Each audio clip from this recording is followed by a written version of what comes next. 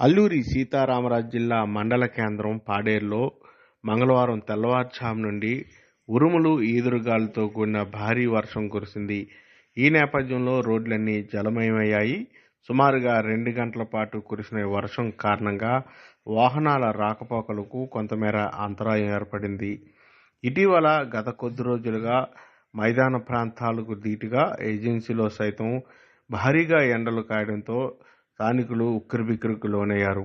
ఈ నేపథ్యంలో వర్షం కురిసిన కారణంగా పాడేరు ప్రాంతమంతా చల్లచల్లగా మారిపోయింది. ఏజెన్సీలో ఇప్పటికే వాతావరణ దృష్ట్యా మైదాన ప్రాంతాలకు ధీటుగా ఎండలు కాయడం, వాతావరణంలో మార్పులు రావడంతో స్థానికులు కొంతమేర అవస్థలు పడినా ఇటీవల కురుస్తున్న ఈ వర్షాలు, అక్కడక్కడ చెదురుమరు వర్షాలు కారణంగా ఏజెన్సీ వాతావరణం చల్లగా మారింది.